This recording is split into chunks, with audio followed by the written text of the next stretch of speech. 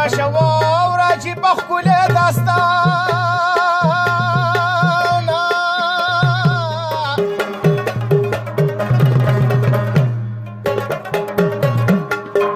او اورېدو سره به جاړي اشکانه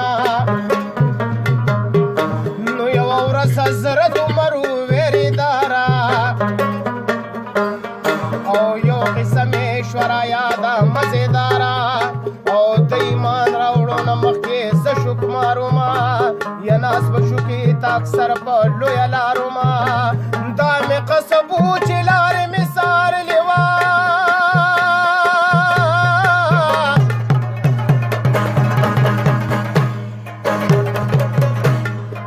او قافلې به په ځنګل کې ما لوټلې نو یا رسوله یوه شپه شوم ناقلاره او په ځنګل کې ګرځېدم شوکې دپاره نو ناګهانه یو بنده مې په نظر شو او ورپسې شوم را روان په ما اختر شو نو څه به وایم یا رسوله ښه خیران شومه او ورنږدې توره په لاس چې کم زمان شومه نو ما ګمان پې د سړکو دا جینۍ وه او توره شپه کې تلاشنا له لیونۍ وه نو سره او سپین د دې بدن باندې امبار و وی دا کالي و یو تر بله مزیدار و نو بیا راکوز واړه کالي په تلوار کړه او په غوسه یې زما مخکې راګزار کړه نو راته ویلې دا کالي واخله شکماره اوس ما پرېږده چې ورځم په خپله لاره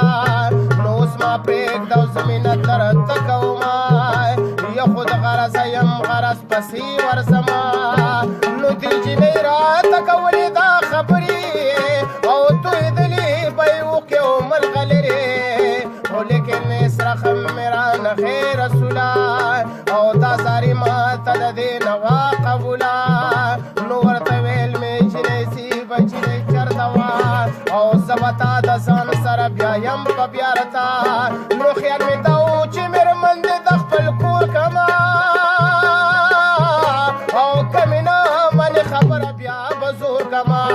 نو بیا د دې مړوند مې ونیغو تل کوره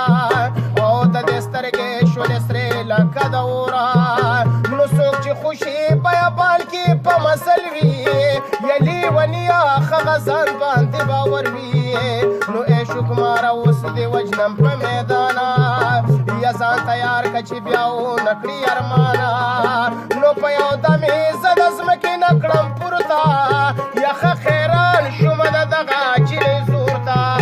نو یو شیبه یې چورلولم سر د پاسه او هغه دم مې زړه کې ډېر راغې سواسه نو ما ویل مرګ دې سر له راغو لویه خدایه او اوس به مړه د دې د لاسه شم بې ځایه نو بیا د سر نه یې راکوز کړم په قلاره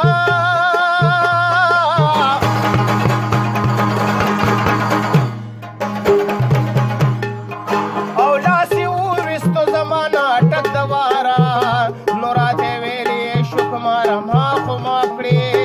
او چې ژوند دی بیا به ټول عمر انصاف کړې نو دا کالي مې درته وبخلې ځوانه او زه ورځه زړګې د صبر کا زمانه نو ای جمشید دا جینۍ دې رخصتېږي او خو عمر وایي چې داسې کله کېږي نو جینۍ واوره زه د بې پیسو غلام یمه او په خدمت کې به ولاړ تا ته مدام یمه نو جینۍ واوره چې په کم طرف یې تا لیکن ما به هم د ځان سره بوځي تا نو آخر دا چې په بوتللو مې رضا شوه په دې لاره راته دا رنګې ګویا شوه نو رالېږلې مې اشنا راله جواب و او مخکې ښه و لیکن اوس یې خال خراب و نو آخري دیدن زما د خپل یاره او ځکه شپه کې یم روانه په دا لاره نو آخر دا چې په یو کلي شو دننه یو چوپړې ته ودرېدنه زګ بدنه نو زه به خرې کېنولم په میدانه او دا جینۍ چوپړې ته لاړه هغه آنه نو خدای خبر شو چې به سخته په غریب وای او اورېدلو مې سویلې د بد نصیبه نو دا جینۍ عشق ته ودرېده په سره ورته وایي لږ